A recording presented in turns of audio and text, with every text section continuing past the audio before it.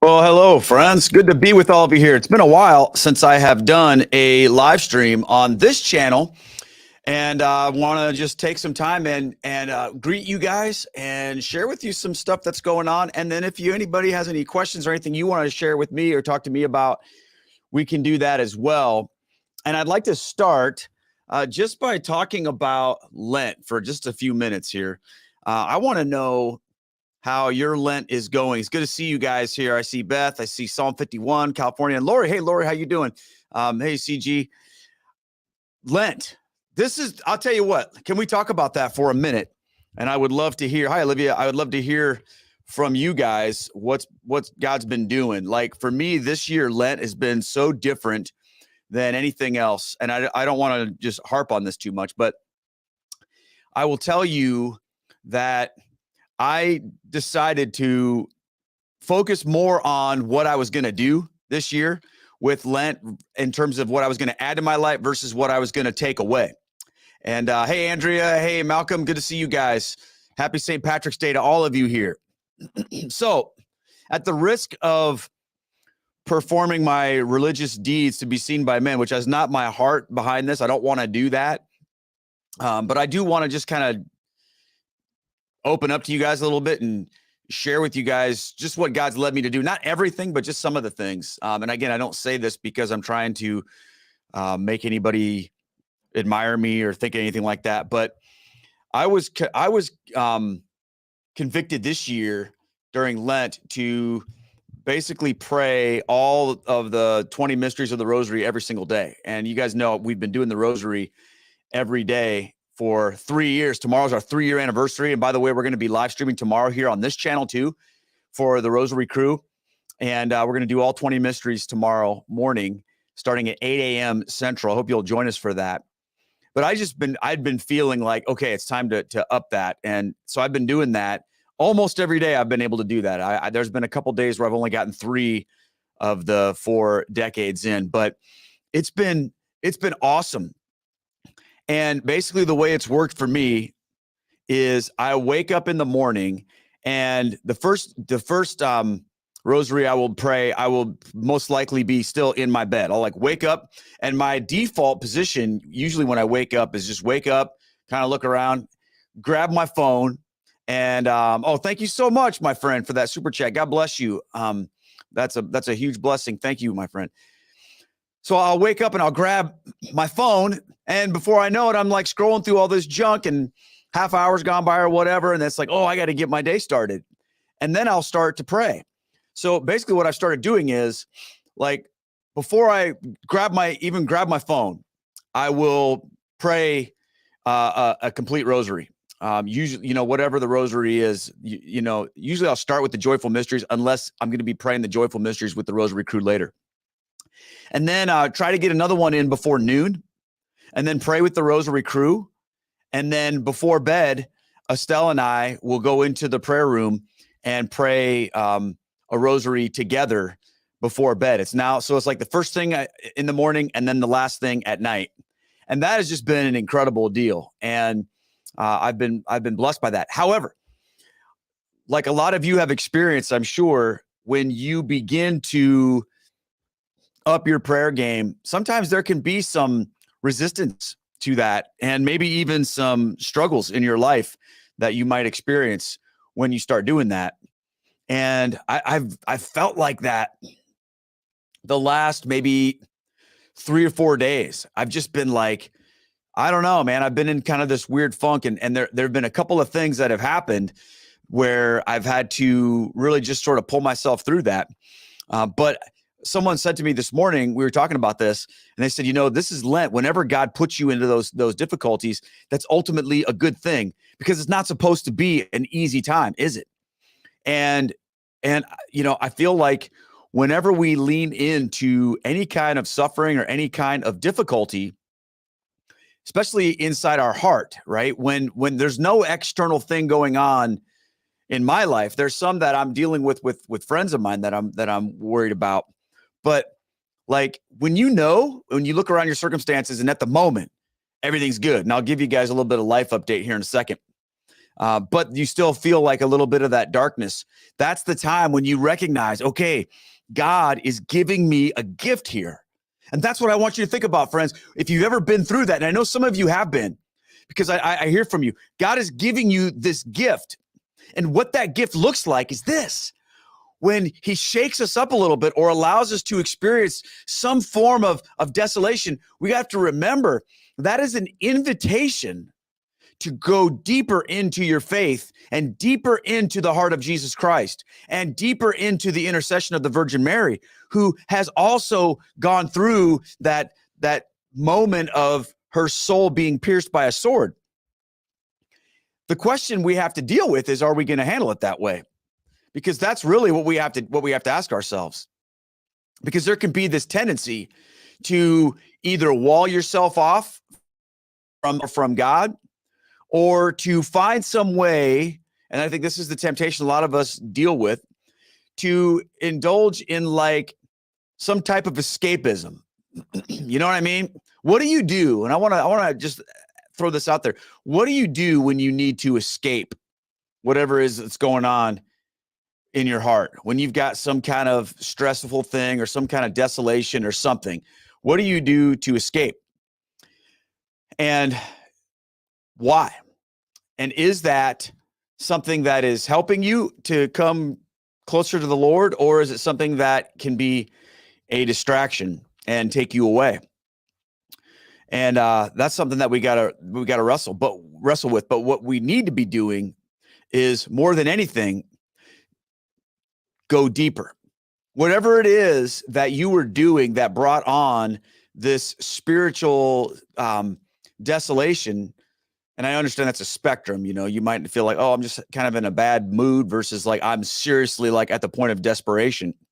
Whatever you are on that spectrum, what are you going to do to up that, to keep turning it up, to, as I like to say, live into that, to live into that? That's what God wants from each of us.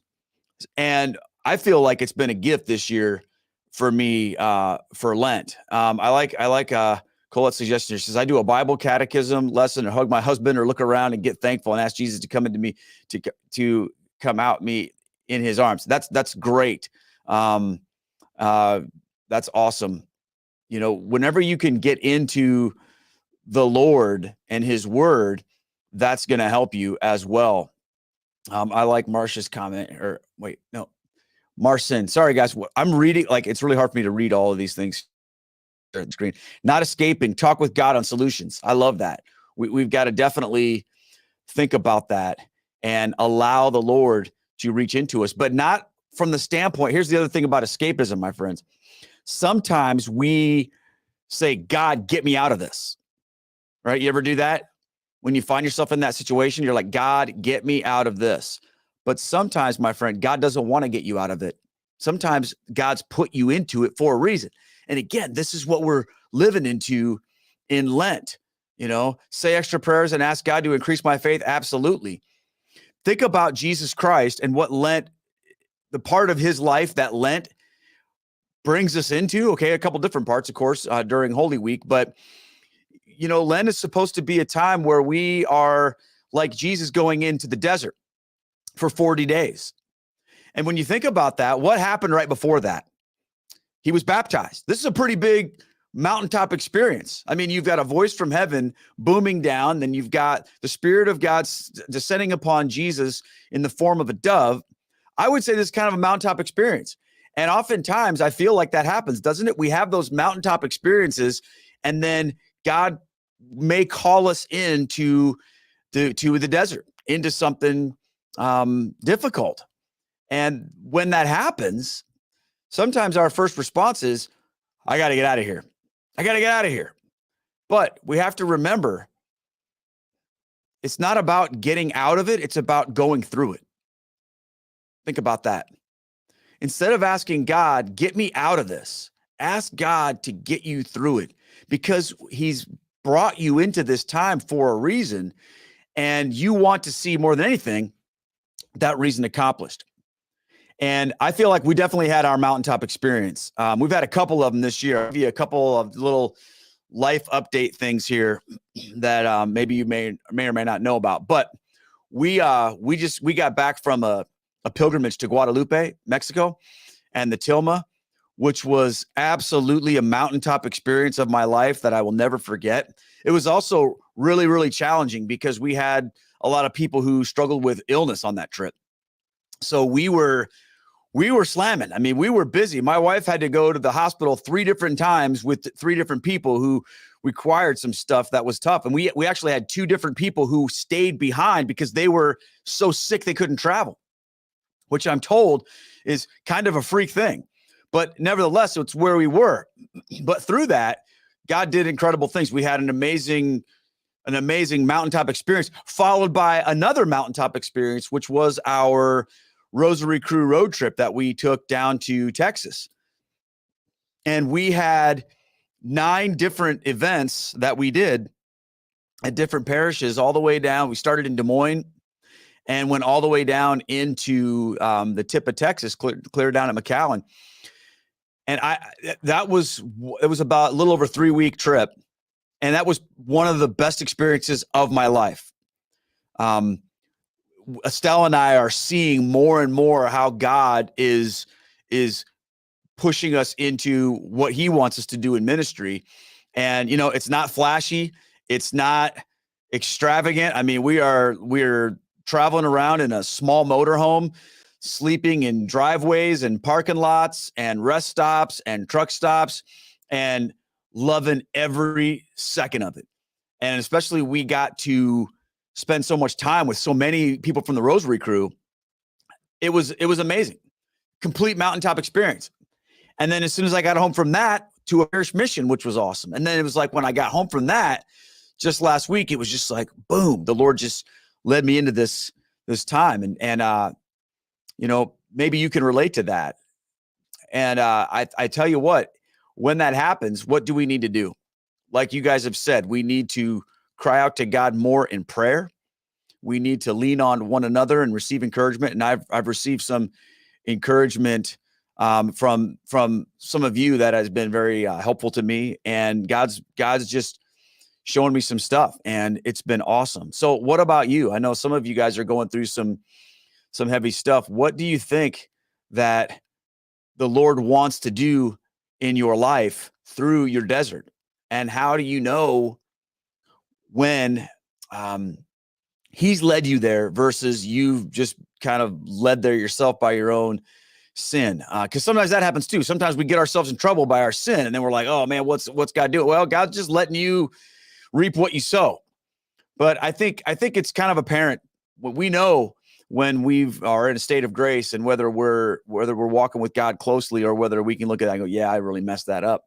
But what's interesting is the answer is the same.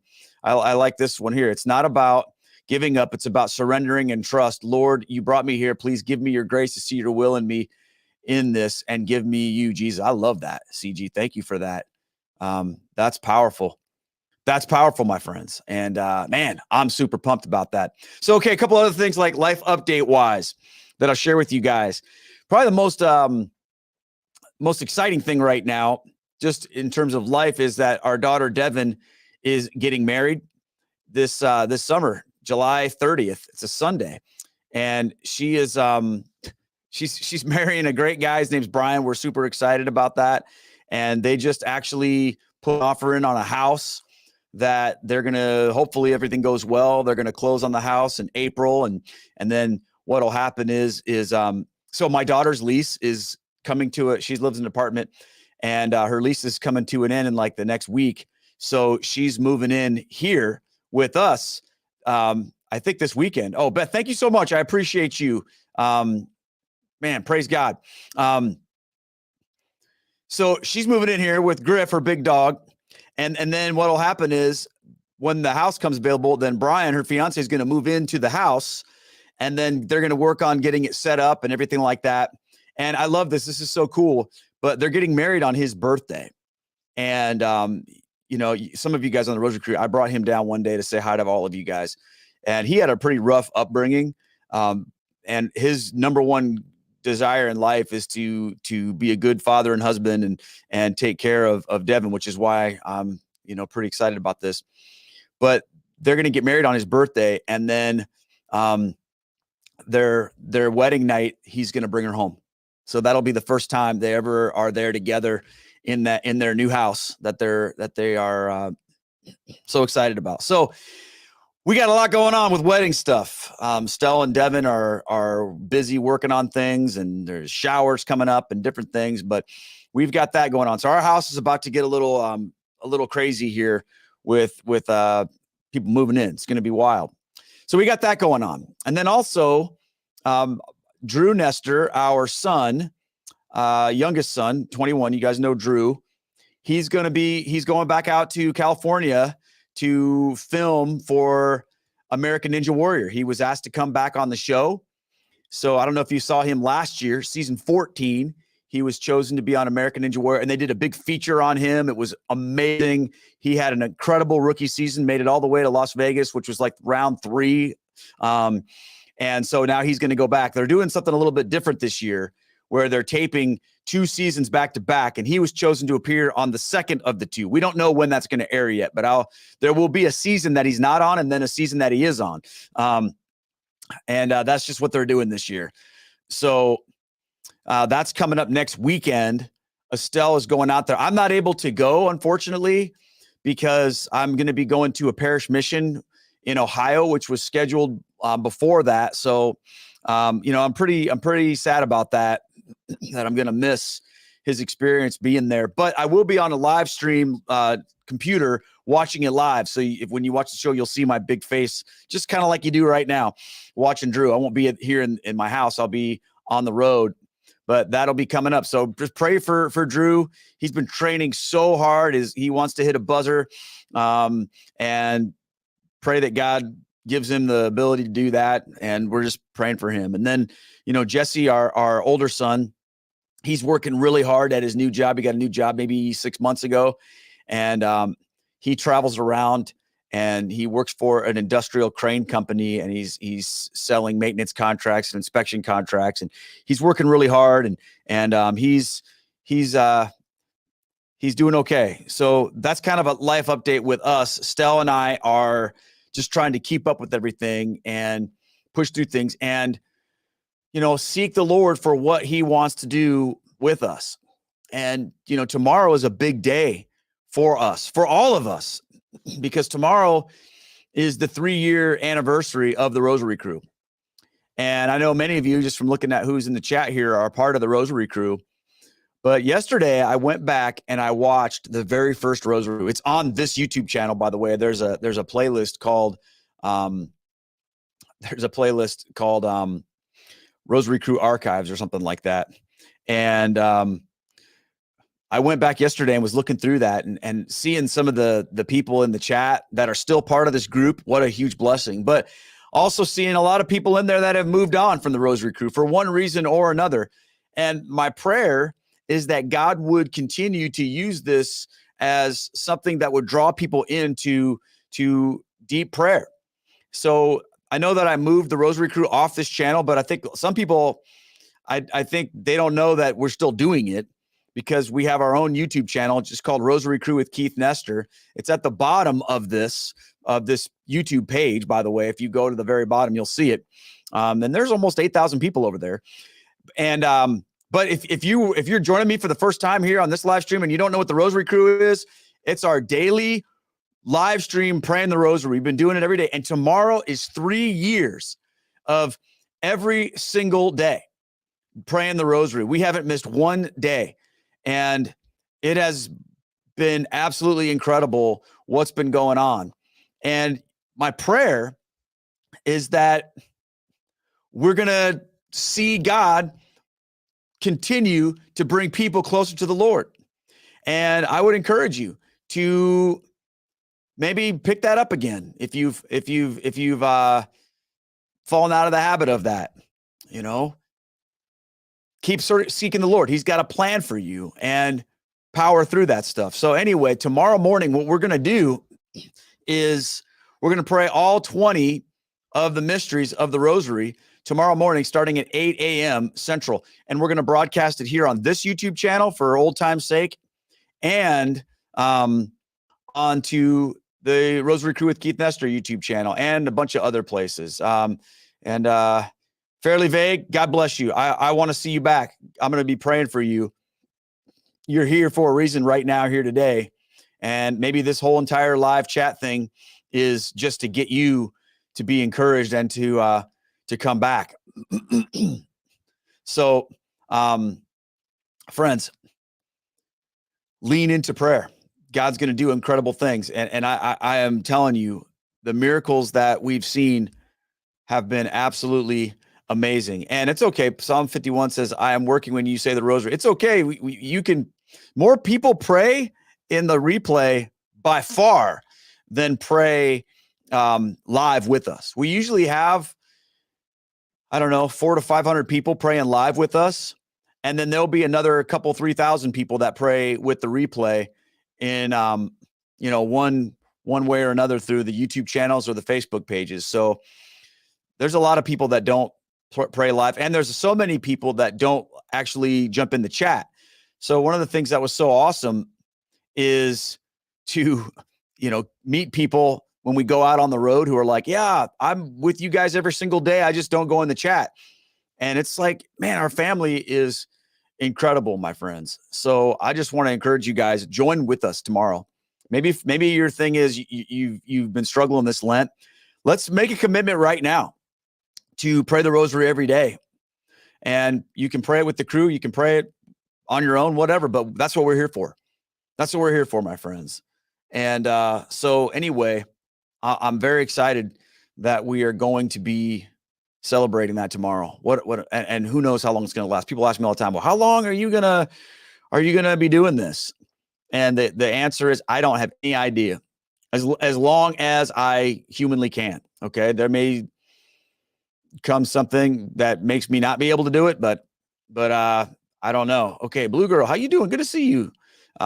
Can you see if someone is on, but not in the chat? Yes, I see. So what I see is just a number right above my face here that just tells me how many people are watching live, but I don't see who they are unless they put something in the chat. So if you got any other questions about the Rosary Crew, let's take some of those questions right now. And then I want to ask you guys here on this YouTube channel another question about some other stuff. So if you have other questions about the Rosary Crew, things that we're doing, things that we're not doing, we can do that. Here's a great question. Can Catholics spread gospel? Yes, 100%. The gospel has been spread to the world because of Catholics. We're celebrating St. Patrick's Day today. St. Patrick was not from Ireland. Did you know that? But he went to Ireland to spread the gospel and converted the whole country. I wish there would be a new St. Patrick that would go back and convert them again, because they need it, my friends. They need it. Absolutely, Catholics can and spread the gospel. They better be. That's what we're called to do. That's the mission of the church, my friend. So praise God for that. And yeah, okay. Anybody else have any other questions about the Rosary Crew? I'll take them. But in the meantime, I'm going to ask you guys. Okay, hold on a second. Blue Girl says, we be coming to Philadelphia again. Yeah, I'm coming to Philly again in November, but it's for a men's conference out at Malvern. So I don't think I'm going to be doing any like Rosary Crew events there, because I'm kind of there and out in a pretty short amount of time. But man, I appreciated you there at I think St. Francis of Assisi, I think, is where you came with your daughter. So I don't know. We need to get back there. But this is going to be this year. Like I said, the travel is going to be a little bit wacky because of the wedding. People are coming to us this year, like Estelle's family who lives in that area. So I don't know, but we'll see. We'll see. Hopefully, there's so many places I want to go. So many places I want to go. Thank you guys. Just like I never left. Man, you never left. We're with you. We're with you. So good to see all of you guys. Okay. Colette says, Keith, Steve and I would like to offer to fund a rosary pack for someone who may have perfect place that can't afford it. Oh, that is amazing. That is amazing. I appreciate that. Okay. So do you guys know what the Rosary Crew Power Packs are? The Power Pack is this big display. I have one in the back, but I don't want to go grab it right now. It's a big display of all these Rosary Crew materials that is designed to like put up in your parish or taken with you, where people can come in and they can leave a donation if they want. And there's rosary books, there's pouches, all the rosaries, all this kind of stuff that we're putting out, and we're selling it for like less than what it costs. We just have like our ministry headquarters in Pennsylvania has all of these shelving pack things, and they want to liquidate all of them because they're moving. And they were like, we need to get rid of these things. Hey, maybe the Rosary Crew would do something with them. So they're selling this whole thing for $150, shipping included. And the thing is big. And it will come to you with all of this stuff: 4 Converts Guide books, 4 Unpacking the Mysteries of the Rosary books, rosaries, pouches, stickers, magnets, prayer books, all this stuff. And then when you run out, you can order it all again for a discount. So if anybody, sounds like Colette and Steve want to sponsor someone, if anybody's got a place in your parish that you put that, talk to your priest, see if they'll let you display it. Let me know, and we'll make that happen. Okay, Sophie says, who's getting married? My daughter Devin's getting married. Gonna be awesome.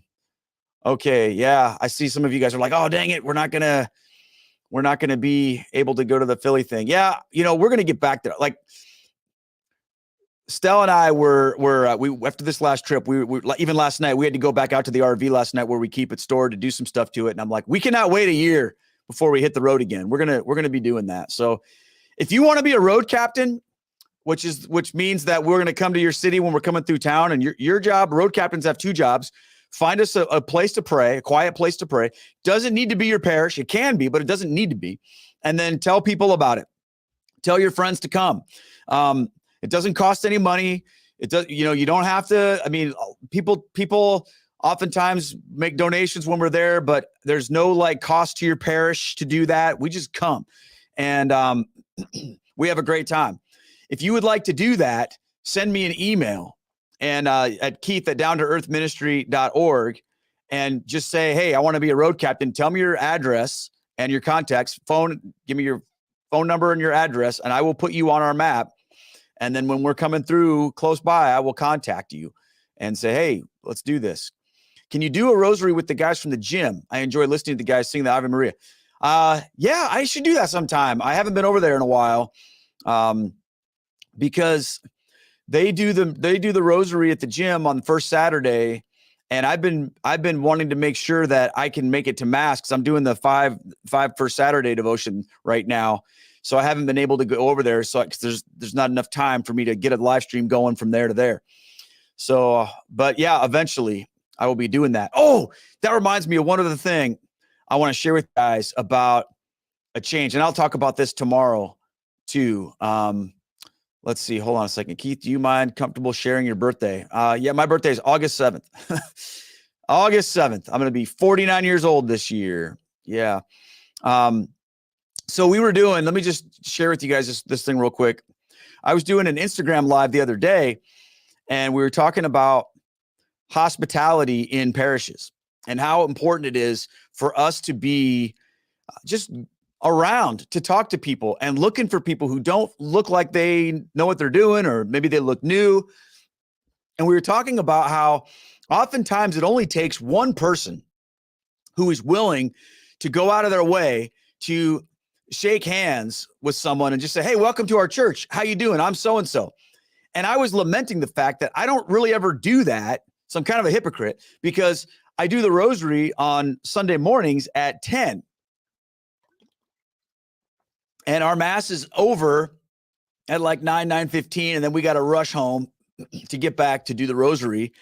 And somebody, Haley from one of our moderators, she was on Instagram. She said, hey, why don't you just do the rosary at your parish? And then I thought, man, that's a pretty good idea. So I texted both of our priests and said, hey, what do you think about this idea? This would allow me and Estelle to be more available just to hang out with people after Mass. And then maybe somebody would want to pray with us. So that's what we're going to start doing, starting this Sunday. We might be praying a little bit early. We might be doing at 9:30. I don't know yet. We're going to kind of see. And it'll probably be just us for, initially, because I told the priest, I said, look, I don't want to like make big announcements and make this an official church thing and make it this big production. I just want to be able to hang out, and then we'll grab the computer and go find a corner in the church and pray the rosary and do it after Mass. We do ours before Mass too, but I want to be able to do what we do. I don't want to just like be in the church and have somebody lead it up front, because I want to be able to share reflections and meditations and interact with you guys a little bit. So we're just going to do what we normally do when I'm on the road, but we're just going to do it from our church. And I think it'll be cool. Amanda, you take care. We'll see you later. So Sunday, it's going to look a little different, and that'll be the plan from here on out. And, I'm praying that God will just give us opportunity to create, or even partake, because our parish is pretty friendly, but to invite some more people to pray with us maybe, and just to spend some time getting to know more people. Because believe it or not, we don't know a ton of people in our parish because we're gone a lot. So that might be cool. What do you think of a scriptural rosary? I think that's great. I've heard about that. I've done a couple things like that, not with the crew, but I think that might be a cool thing to do sometime. So I'm down for that. There were a few things that I wanted to do that I didn't get to do for the rosary. Other rosaries I want to make, like I want to make a Stations of the Cross video. I want to make another scriptural rosary video for the Rosary crew. It's just been crazy with being gone. I've been behind on so many things, which again that's probably one of the reasons why I've felt kind of down lately. Is I felt like I've neglected you guys here on this channel because I haven't been making that many videos other than like unpacking the Mass every week, which, honestly is my favorite thing to do. I love unpacking the Mass. I love walking through the scripture, but I also understand that, most of the people that have come to my channel have come here because of the content that I make about, conversion and sort of apologetic things and talking and responding to objections to the Catholic faith, all that kind of stuff. And I haven't been making all that very much lately. So, and the truth is I just haven't been that inspired to do that. I've started and stopped a few things. I've thought, okay, I'm going to make a video about this or about that, but then like I'll write it out and then look at it. I'm like, no, I just don't really feel called to do that. And I think that's part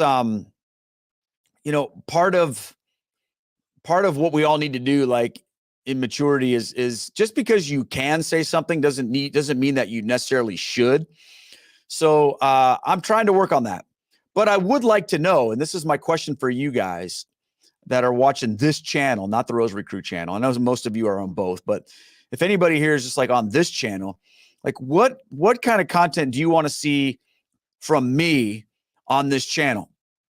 And I don't want to give you any like disclaimers about here's what I'm not going to do. I don't want to say that. I just want to ask, what would you like me to do? Many of you guys know me. You kind of know my style and my vibe, what I do, what I don't do. Sophie's been saying Bible studies. Well, that's what Unpacking the Mass is, a Bible study. I've been doing daily gospel reflections every single day. So I feel like I'm doing that. But do you mean like more Bible, like more specific things, that type of thing? So all right, Aruza says I've become a patron because of Unpacking the Mass. I appreciate that. I really, really do. That means a lot to me. But yeah, I would love to do that. Helping non-believers. Okay. I would love to do some more things about that. Keep those suggestions coming. Okay. She says more things, more different Bible studies. Okay. That's my jam. I love to do it. The hard thing for me in all transparency with it is that, working through things in the Bible, like doing Bible study, things like that. It's people just don't, it feels like, anyway, this is just my own perception. It feels like people don't care about that kind of stuff. And I know that that's not true.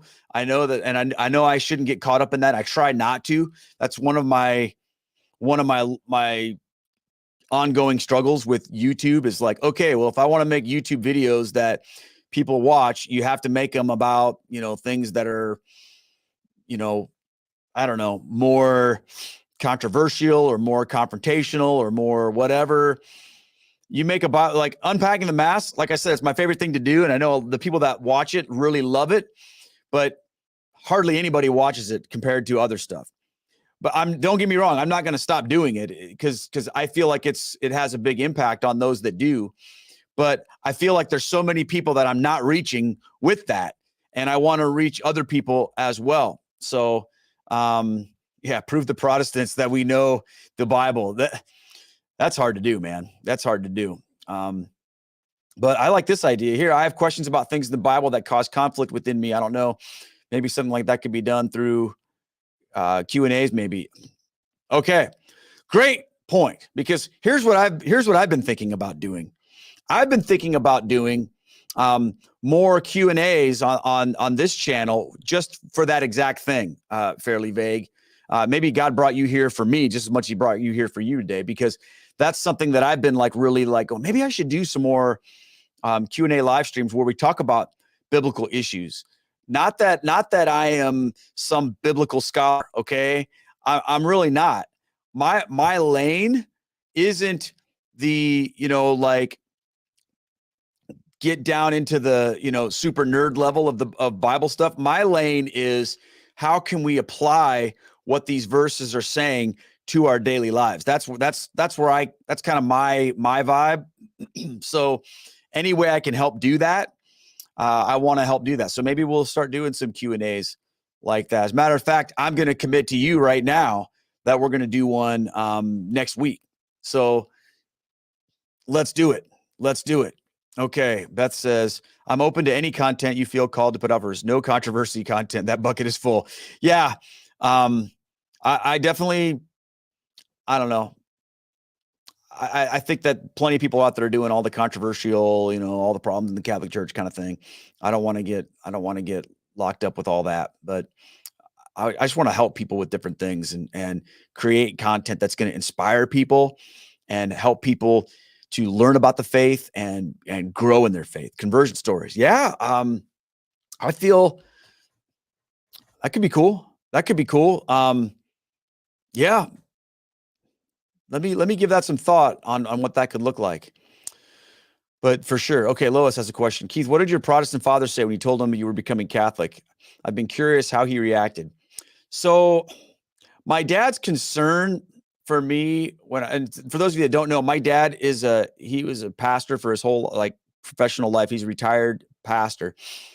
So obviously we had a lot of talks about this kind of stuff. But when I was feeling called to the Catholic faith, we would have different discussions about it, but he was more concerned really about just my life and how I was going to, do ministry, how I was, or not, or how I was going to provide for my family. Like, he didn't want to really get into all the theological back and forth on it.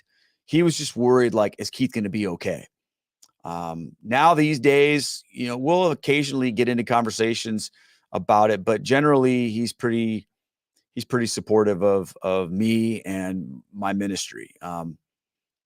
So, I think he does a good job of supporting me because I'm his son. He loves me, but I know that he's not like in agreement with the Catholic Church on a lot of things, but he hasn't like made that a wedge between us. Okay, maybe do YouTube polls and a Q&A on specific topics. Yeah, great idea. Okay, here we go. Maybe so, Keith. I still don't fully understand why Jesus asked on the cross why the Father had forsaken him. Not that I'm wanting an answer now. It's just my example. Well, guess what? I'm going to give you what I think about that right now. And maybe this will help. Maybe it won't. My God, why have you forsaken me? Right? Jesus is quoting scripture there, right? And he is basically putting himself in the place of us as sinners. And we know that the Bible tells us that he who had no sin became sin, that we might become his righteousness. And I know there's a lot of people who have different views on the whole theories of atonement. I'm not here to get into all that. But what I am here to say is this, that those moments of desolation that we experience when we have sinned, and the truth is we've forsaken God, but sometimes it feels like God has forsaken us, right? on the cross, Jesus experiences the weight of that because of that sin. It's as if the Father has to look away from the Son because of that. Now, I know people can theologically, parse that apart, but basically, was God abandoning? No. Was God abandoning Jesus? No.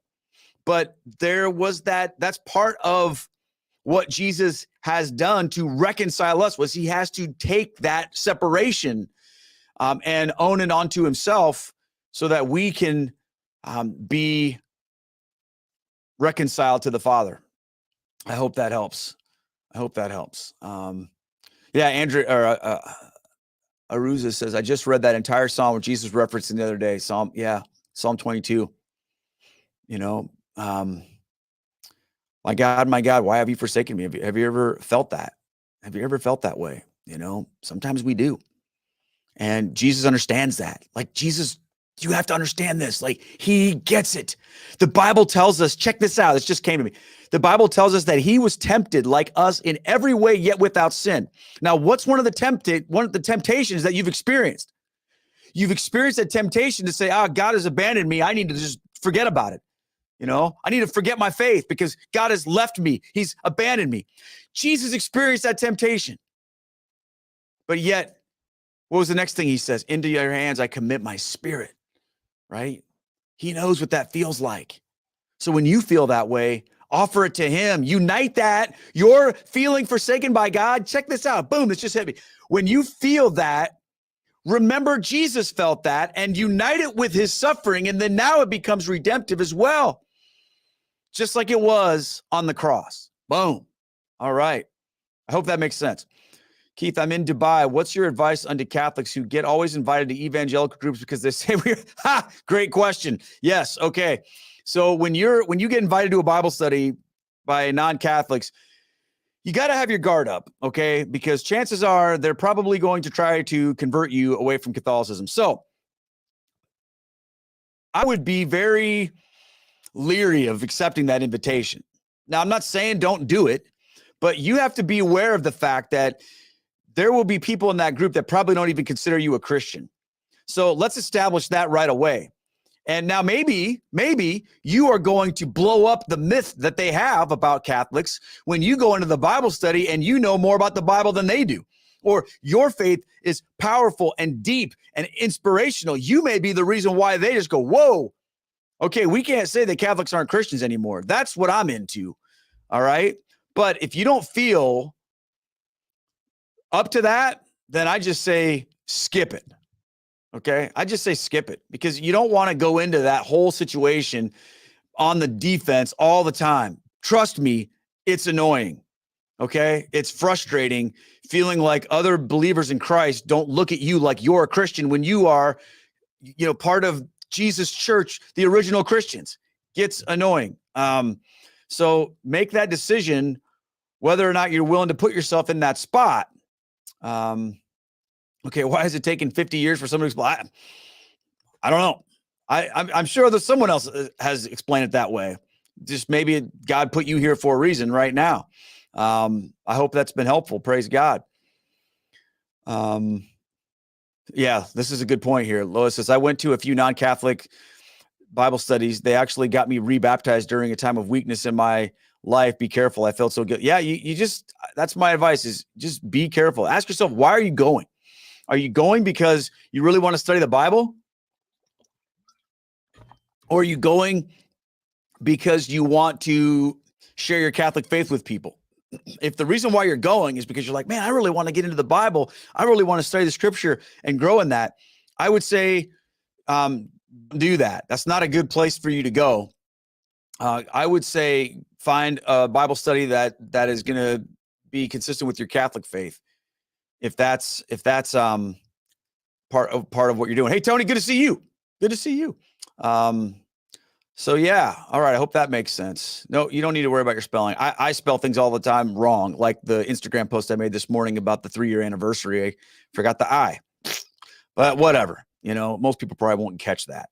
So anyway, yeah, looks like you have a Rambo look going on today. Yeah. Rambo. That's so funny. How many of you are old enough to remember Rambo? I remember seeing Rambo, the original one, at my friend's house. Man, that was a long time ago. I don't, maybe from the face up, but anyway. Okay, another question here. Do you think ecumenical relationships are possible then? Like my father's a minister. Oh, absolutely, I do. 100%. I mean, full disclosure, most of my friends are Protestants. Okay. Most of my friends that I still get together with are some of them are Protestant pastors. You guys see me ride my motorcycle around with Pastor Mike all the time. Like he's a Methodist pastor. So yeah, you can have that. Okay. You can totally have that, but they have to respect you. Okay. And you have to respect them. And what I oftentimes see in my interactions with people is it's typically not the Catholics that are having the problem with respecting other people. It's usually the other way around. So if you can find yourself some friends that aren't Catholic, but they're willing to respect you, like if I were to go grab like a couple of my very best friends in the world who are both Protestant pastors, and I brought them in here and I said, hey, you got to ask him, and you said, do you think Keith is still a Christian because he's Catholic?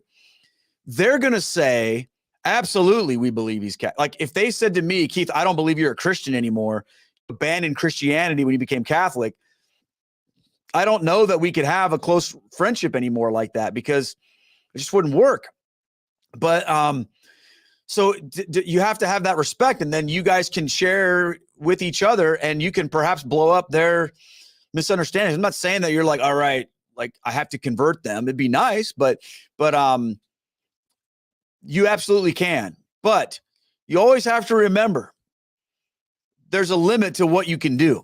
So if your ecumenical friendship or whatever is you getting together and talking about the scriptures and your faith journey, and you're hearing their faith and they're hearing your faith, praise God. But if they're like, hey, come to our church with us and receive communion. No, there's limits to what you can do. Okay. You can't participate in things that are sacraments there at their church because that's against your Catholic faith. Okay. I'm not saying you can't go to your friend's wedding. I'm not saying, whatever, that's a different topic, but you definitely can't receive communion. But okay. Great example of how this is playing out for me tonight. Okay. Did an Instagram live a couple weeks ago with a guy from my friend Keith, who is from Grassroots Catholic. And we had this brainstorm in real time. Hey, this Lent, invite a non-Catholic to adoration with you. Okay. To come with you to adoration. So, I was like, all right. So I started texting some of my Protestant friends, and one of my friends is coming with us tonight to adoration. And I am super pumped. She's not Catholic. Her family's in ministry, but we have, known her for 20 years, and she's a good friend of ours. And my wife and I reached out to her and said, hey, would you like to come just pray? And she was like, oh, that sounds amazing. I would love to. So tonight we're bringing one of our friends to adoration. And praise God. Lois, thank you so much for that. God bless you. So it just remember, you have to walk through these things lovingly and with grace. Now, if I had been beating up this person with the Catholic faith for the last 5 years, she probably would have been like, nope, I'm not doing that. I'm not going anywhere with you. But you have to be careful with that. Okay. Live your faith out before people and then see what happens. Okay. And then when the time is right, those things can be there. Okay. Edward, Keith, can the rosary change a nation? Oh yeah. St. Patrick has inspired me to pray the rosary, walking over the whole of New Zealand to rid my country of the snakes of abortion and pornography. Oh man. Okay. Edward, you need to get a hold of my buddy, Bud McFarland Jr., okay, over at CatholicCity.com. He's walking across the entire United States right now with a relic of the True Cross. It's called Operation True Cross. He's doing what you're talking about, only he's not necessarily doing the rosary with it, although he is praying the rosary a lot. But he's literally walking across this country, offering himself up in reparation for the sins committed against the Immaculate Heart of Mary and the Sacred Heart of Jesus. It's an incredible thing. So go to Bud's website, and it's CatholicCity.com, and check that out.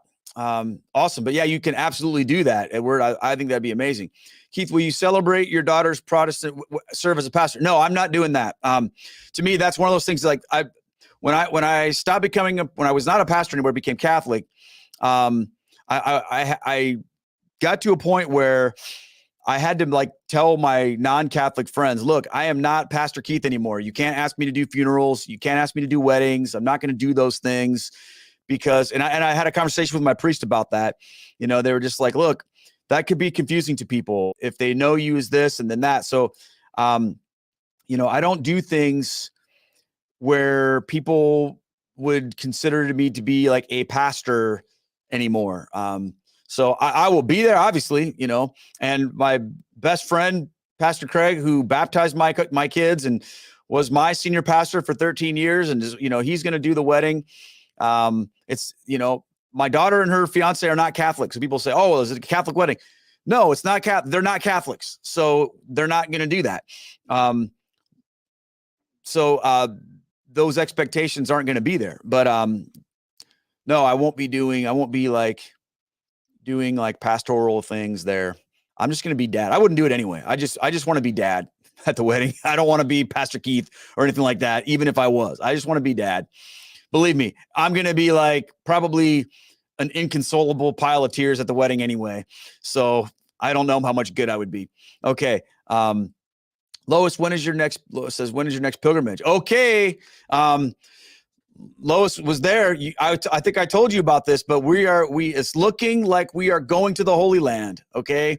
It is looking very, very, very likely that we're going to the Holy Land. And I don't have 100% nailed down yet, but it's looking like it's going to be, where's my calendar? Like January 22nd through February 1st of 2024 is what we're working on right now. So that's what we're working on right now. It's not finalized yet, but that's what we're looking at. But Holy Land, it's going to be amazing. I hope you guys can come. It's going to be incredible. It's going to be a longer trip. It's going to be like, 11, 12 days versus Mexico was like 5 days, 5 or 6 days, something like that. 7. So, but it's going to be absolutely amazing. Keith, did you shit? Yes, I did. Anyway, but love to have you come back. It's going to be awesome. Anyway, I'll be sharing more with you guys about that once we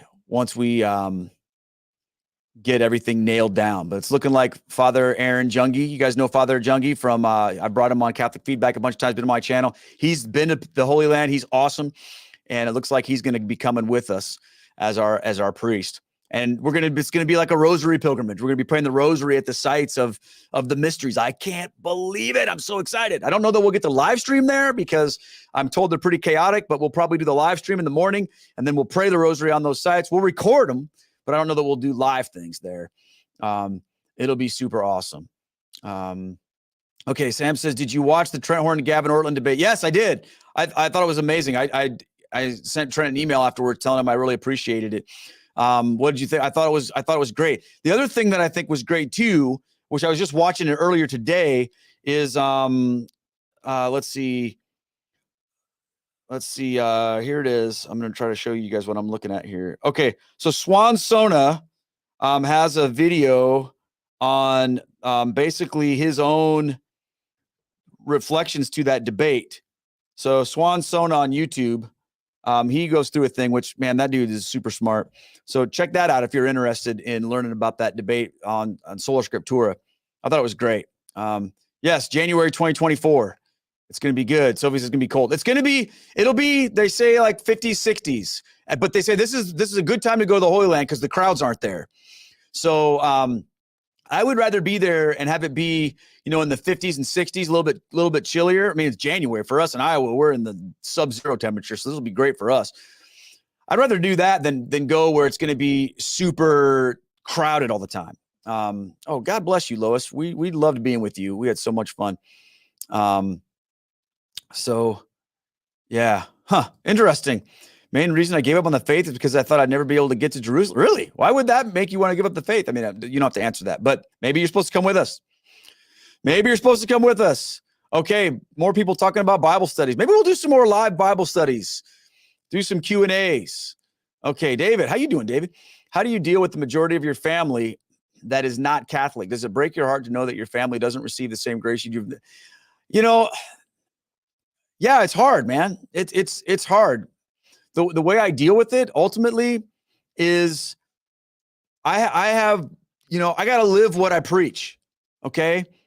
And I can't beat them over the head with stuff. I have to show it to them. But you better believe that I pray every single day for that and for them. And here's the thing. I trust God with them. Like, I have consecrated ourselves, and I've consecrated my family to the Blessed Virgin Mary and to them. And we pray for them. And I just have to trust the Lord with that. And trust that God is at work. That's really what I can do, man. But yeah, it's hard. It's hard. Okay. Can you do a talk on how to deal with your loved ones whose TRN? I think I know what you mean by that. Yeah, I can talk about that sometime, potentially. I think you might mean like a whole nother straight up talk about that. Let me give that some thought. Keith, forgive my ignorance, but do you know if the holy nails that are actually the holy nails? I think there might be some controversy around that. Okay, I'm guessing you're talking about relics. There are a lot of relics out there. Relic of the true cross, relic of the crown of thorns, relic of the nails. Here's the deal. I don't know about all that. Okay. However, I don't know that those things are verifiable. I don't know if they're just tradition, like with a small t. I don't know if we are required to believe that those things. I don't think we are. So I don't know. Now, do I believe in relics? Absolutely. I mean, I've got 5 first-class relics, okay, in our prayer room. But would I like stake my entire soul on whether those are the true nails of the cross? No. Would I do? No. Is it okay to think that they could be? Yes. But I don't think that's not a hill I would die on. Let me just tell you that right now. But at the same time, I would never argue against. I wouldn't be like, no, we know, because I don't know. Maybe they are. I mean, it would be pretty awesome, but I can't say for certain that I know that those things are real. But I wouldn't argue with someone who said that they were, unless I knew for sure. Like, if there were some that we knew were fake and someone was trying to say, hey, that's real, that's different. Okay, let's see here. Joseph, do you have a Facebook group where we can have direct contact with you, learn from others? Well, I have a Facebook page, but it's not really a group. So I think the answer to that question is no. I mean, you can message me on my Facebook page, but really the best way to get a hold of me is 2 ways, either through Patreon, the messenger there, or if you don't want to become a patron, you can email me, keith@down2earthministry.org. And the 2 is the number 2. So keith@down2earthministry.org. Now, if you're looking for, interaction with people, the best thing to do is to be in the Rosary crew. People are always in there in the chat, reaching out to each other, forming relationships and friendships with one another. We have a 24 where you can go in there and pray with people and share intentions. So lots of that stuff, is available through that. But if you ever want to interact with me, now you have to give me some patience. I'm not always able to answer everybody's questions like right away, but I do my best. But there are other Facebook groups. Like, if you're looking for, like, one of my favorite ones is called Catholic Converts on Facebook. I don't know if you're a convert, but there's a lot of good people in there. Okay. Special price for, no, I don't have anything to do with the pricing. That's set by Select International. I do know that if you went on one of the other pilgrimages with me, you get $100 off. But for the Rosary crew, I don't think they have anything like that going on. Again, I have zero to do with that. But if I could, I would. I'll tell you that. Yeah. Okay. I see what you're saying here. You were talking how to deal with a loved one who's transgender. Yeah. Okay. I mean, yeah. I'll give that some thought. I mean, it's really not that complicated to me. Well, I shouldn't say that. It probably is very complicated. But the bottom line is this for me on that. I think with all things that are contrary to our faith, we have to show love and grace and mercy towards people while at the same time not affirming things that are contrary to our faith. So that's tough on a lot of areas. Okay. But that area in particular. So there's a way to love people without entering into approval of the things that they're doing that are contrary to your faith. So depending on how they are, that's going to lead to one or the other. If someone is like super militant that you must affirm everything they're doing, then obviously you're going to have problems. But sometimes people are just, you do you, I'll do me, and we can love each other, and I'm not going to judge you, and you're not going to judge. You can have a relationship there where it doesn't have to become contentious without like they know, like I have people in my life that are in lifestyles that are contrary to my faith, and they know that I don't approve of those life choices, but they're not asking me to, right? They're like, yeah, we understand that goes against your faith, and that's okay. And I don't mean like, okay, like they don't care. I just mean like they're not asking me to, approve of what they're doing. That's all part of it. See, you can love somebody without approving of what they're doing. I mean, that's part of life, isn't it? We all have to do that. It's just that there are some times when people just can't accept that, and they want you to approve of everything. And there'll be times in your life, plenty of times in your life, when you just have to say, look, no can do. But that doesn't mean I don't love you and don't, want what's best for you. Okay. Keith, before you were Catholic, did you try not to become Catholic, like more Lutheran type? No. Okay. Okay. I think I understand this question. Did you try not to be? I did try not to become Catholic. Okay. And here's what I mean by that. Like, I didn't wake up one day and go, man, I think it would be awesome to become Catholic and lose my job and make a bunch of people freak out. I didn't do that. So like when I was discovering the truths of Catholicism, I was trying to push that away. I was trying to like explain it away and not go down that road and not have to do that, because it was going to be hard. But I didn't like go, okay, well, what's close enough, but not like I was able to figure out that there wasn't going to be a middle ground. Like it was Catholic or nothing to me. It wasn't, I could become a Lutheran or a more Bible-based Protestant or whatever. Like the things that God was showing me about Catholicism were about Catholicism. They weren't about just not being what I was. So there wasn't going to be any other spot for me with regard to that. Okay. Okay, let's see here. Before you go to the Holy Land, please review Eastern Orthodox practices, because almost all the Holy Land sites are owned or shared by the Orthodox sites. Yeah, I'm sure they'll give us the rundown on everything that we need to deal with that. Okay, did your character belief or emotional belief change when you converted? Did your character belief or emotional belief change? I don't think I understand what you mean by that. I mean, a lot of my beliefs changed, but I don't think I'm really a different person. I think I'm still me. Emotionally, I'm still me. I'm a lot more emotional now. It's kind of weird. Like, I get welled up with emotion all the time now, which is something that happened when I was really being reached out to by the Blessed Virgin Mary on my conversion trip. That was something that happened to me. I felt like she was there with me and just sort of like came to me in a powerful way. And that's really what put the pedal to the metal on things.